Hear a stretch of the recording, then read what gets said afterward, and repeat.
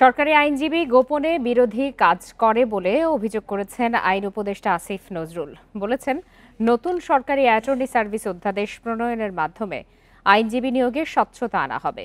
বুধবার রাজধানীর বিচার প্রশাসন প্রশিক্ষণ ইনস্টিটিউটে আইনটির খসড়া নিয়ে মত বিনিময় সভায় এসব কথা বলেন উপদেষ্টা।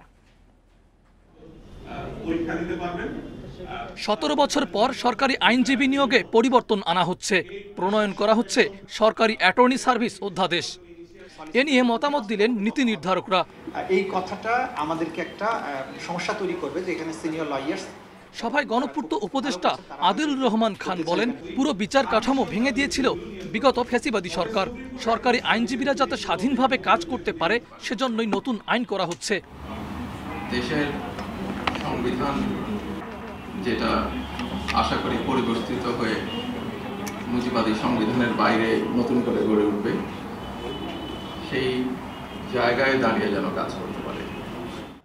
পরে আইন উপদেষ্টা মন্তব্য করেন, সরকারি উকিল হয়েও অনেকে বিরোধীদের পক্ষে কাজ করে। নতুন আইন হলে এটি রোধ করা যাবে। রাজনৈতিক সরকার এসে যাতে তা বাতিল না করে সেজন্য দলগুলোর সাথে আলোচনা করা হয়েছে। উপদেষ্টা আরও জানান, নতুন এই আইনে কয়েকজন আইনজীবী নিয়োগ দিতে চায় সরকার।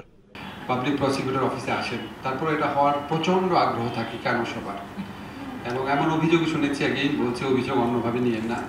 সরকারি উকিল হয়ে ওনারা দেখা যায় যে প্রতিপক্ষের পক্ষে কাজ করেন টাকা নিয়ে, এরকম কিছু উদাহরণ আছে। সবাই না, অনেকে তো আছেন অনেক ভালো প্র্যাকটিস করছেন, ল করছেন।